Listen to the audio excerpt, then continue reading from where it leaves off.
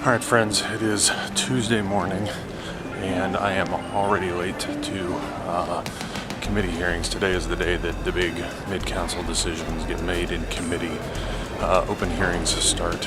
They started about 5 minutes ago. I was really wanting to hear those. There's not very many people signed up, and it looks like there's a couple people signed up against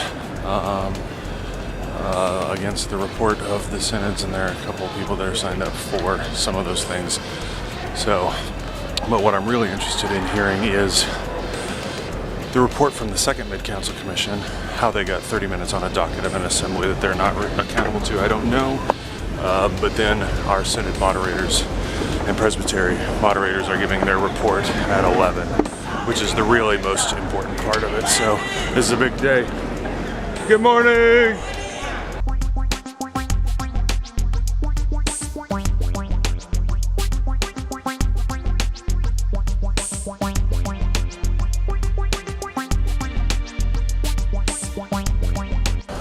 Okay, so we just finished basically the big presentations, and I am not unbiased on all this, and I am very emotional about it all, but we heard open hearings. Open hearings were pretty good. How are you, sir? Open hearings were good. The presentation from from the Mid-Council Commission, I have to say, made me extremely angry. Felt like positions were misrepresented. I was very angry. I had to leave the room at one point.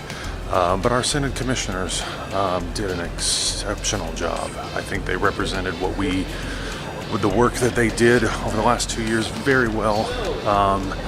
And not only did they represent and communicate the information that needed to be communicated, it was done in a very clear, very convincing, very, frankly, very calm.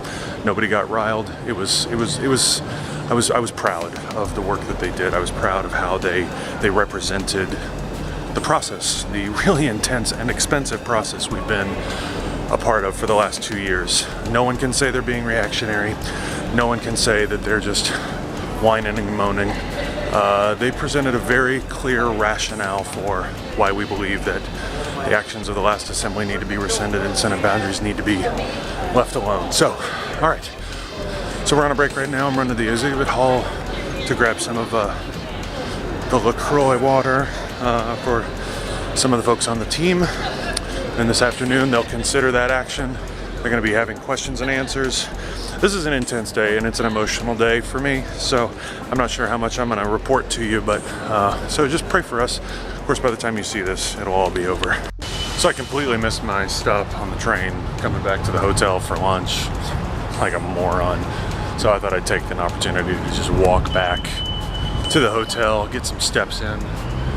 I've been doing really good on that. I mean, I haven't even had to try. It's not like I've been trying to get 10,000 steps. You just, at General Assembly, you just walk a lot, and you just do, and that's the way that works.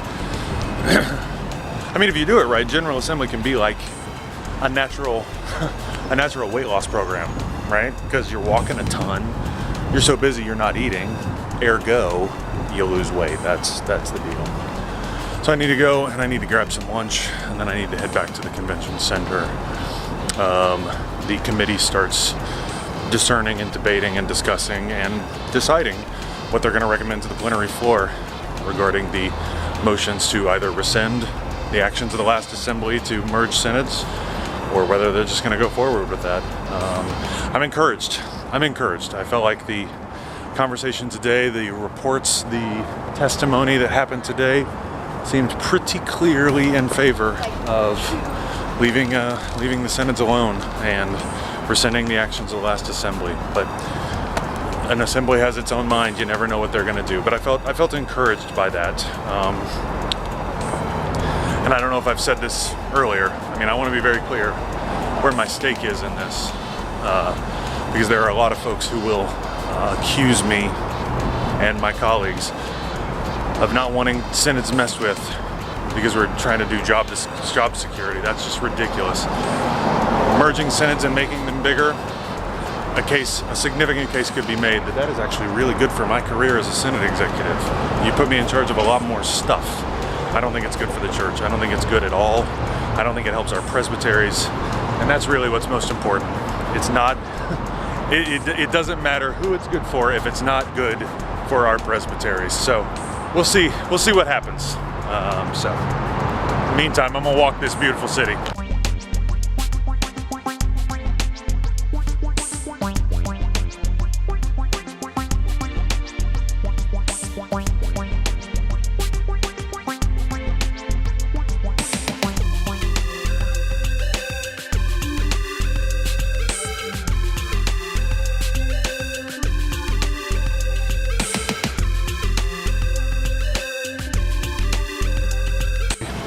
Okay, so good news, at least as far as I'm concerned.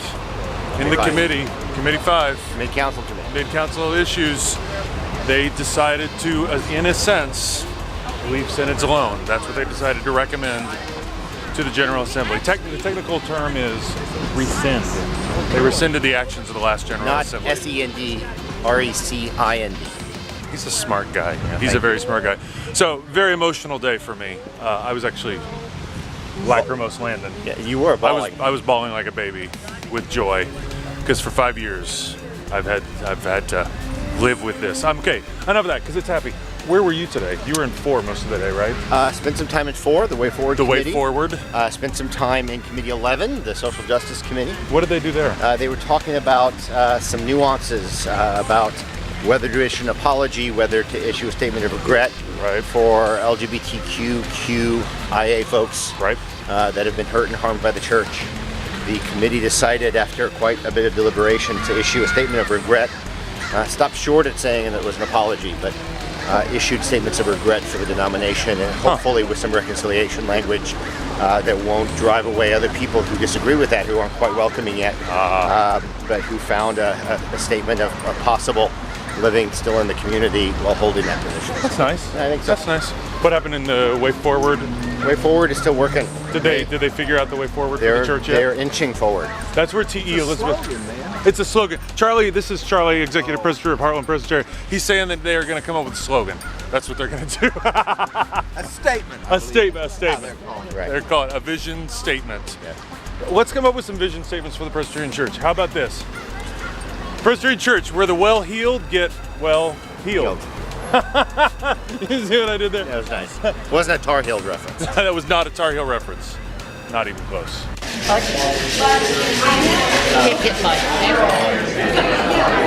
Opa. Flaming cheese. To which Jed says, Opa. because that's what you do. Are you going to talk about fish tacos? Fish tacos.